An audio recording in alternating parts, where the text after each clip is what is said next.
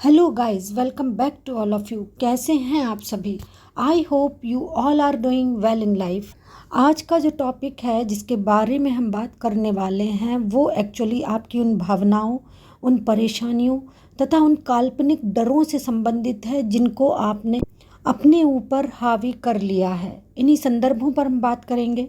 But I would like to say please like, subscribe, share and motivate channel for new updates that will be beneficial for you.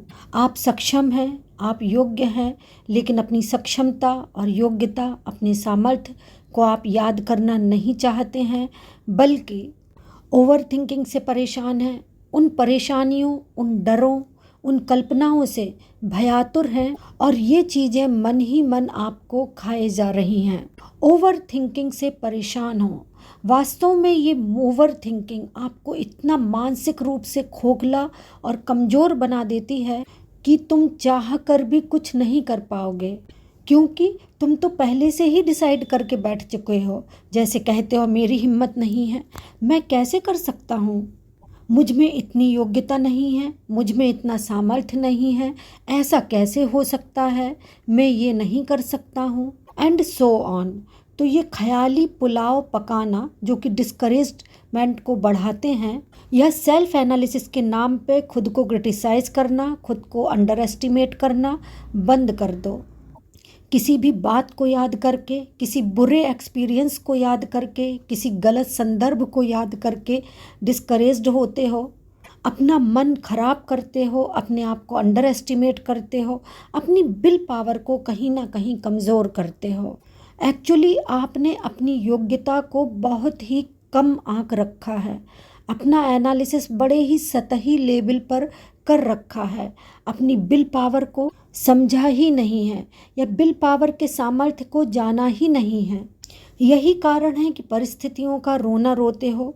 पर वास्तव में सोचो, क्या ऐसा करने से वास्तव में आपके जीवन की समस्याओं का समाधान संभव है? अपने आप को हीन मानने से क्या वास्तव में आपकी प्रॉब्लम्स का सॉल्यूशन है?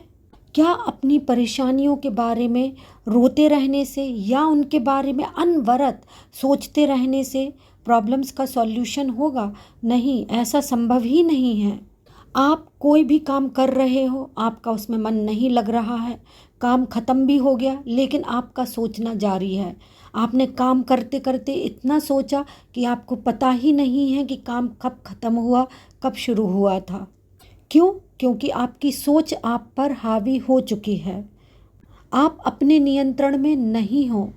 इसलिए सबसे पहले ये सूत्र पकड़ो, ये फॉर्मूला पकड़ो कि अपनी कॉन्शियसनेस में रहना है, मन के अधीन नहीं होना है। क्योंकि मन भ्रमित करने के विभिन्न विषय ढूंढ लेता है, ये बात दिमाग में रखो। मन बहुत भ्रमित करता है, मिसगाइड करता है, आपकी सफलता असफलता के गलत पैरामीटर सेट करता है। इसलिए अपनी कॉन्शियस में रहना सीखो और हो सके तो अपने मन को डायरेक्शन देना सीखो, अपने मन को इंस्ट्रक्शन देना सीखो और वो काम करो जो कि आपको बेहतर बनाए, वो काम करो जो आपकी ज़िंदगी को अच्छा बनाने के लिए ज़रूरी है। एक बात दिमाग में रखनी है कि अपने आप को हीन नहीं मानना है तथा अपनी एंग्जाइटी, डिप्रेशन को हटाने के लिए जो फालतू का दिन भर सोचते हो या ओवर थिंकिंग करते हो, उसको नहीं करना है। ये बात दिमाग में रखो कि दुनिया में कुछ भी स्थायी नहीं है।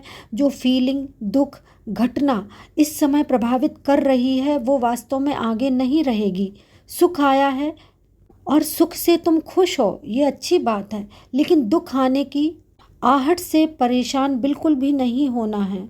वास्तव में तुम्हें अपना मन ऐसा बना लेना है कि न सुख में सुखी न दुख में दुखी, बिल्कुल निर्मोही रहना है।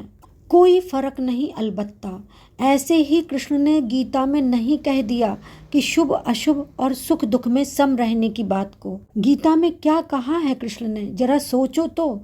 यो न हश्यति न द्वेष्टि न शोचति न कांक्षति शुभाशुभ परित्यागी भक्ति मान्य सामे प्रिय। यानी जो व्यक्ति सुख दुख, शुभ अशुभ में समबुद्धि रहे वही वास्तव में मुझे प्रिय है।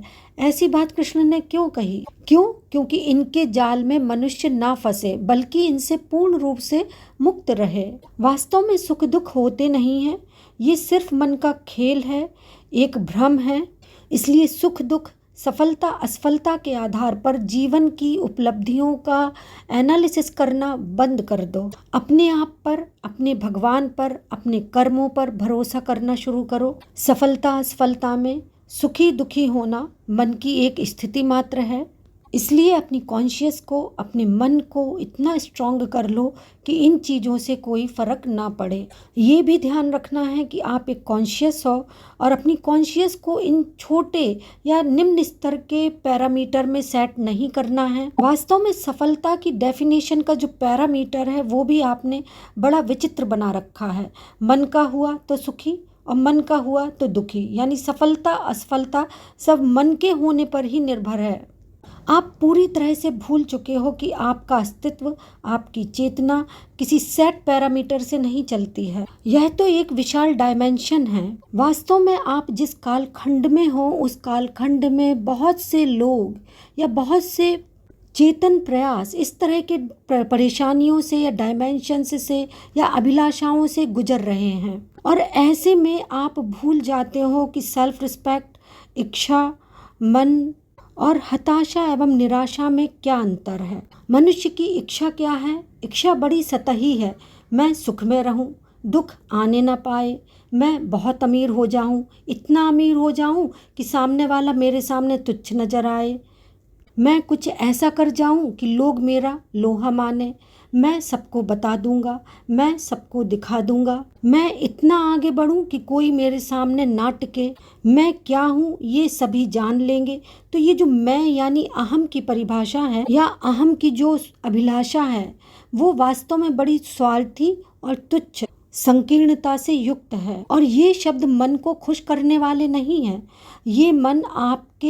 ये शब्द तो अहम को तुष्ट करने वाले हैं। और फिर इन इच्छाओं में, इन अभिलाषाओं में आप हो कहाँ? आप कहीं नहीं हो, क्योंकि जो भी बातें हैं या जो भी इच्छाएं हैं उनमें तो सामने वाला है ना कि मैं दिखा दूंगा, मैं बता दूंगा, मैं कर दूंगा। तो यदि ये सफलता असफलता सुख दुख के पैरामीटर आपने जो सेट कर रखे हैं इनको पहचानो और इनसे मुक्त होने की कोशिश करो। क्योंकि जितना आप अपने अहम को बढ़ाओगे, जितना आप अपने मन की बात मानोगे, उतना ही दिग्भ्रमित होना या मिसगाइड होना निश्चित है। इसलिए अपने आप पर वर्क करो, अपनी कमियों को सुधारने का प्रयास करो, सेल्फ एनालिसिस करो, अपने अहम को पुष्ट मत करो, सेल्फ रिस्पेक्ट और अहम के मध्य जो अंतर है उसको पहचानने की कोशिश करो, और ये गांठ बांध लो कि जो भी काम करना है वो अपने आप को बेहतर बनाने के लिए करना है, दूसरों को दिखाने के लिए नहीं करना है, और अपनी स्पिरिचुअल स्ट्रेंथ को बढ़ाते रहो। That's all for today. Thank you for being with us. Thank you.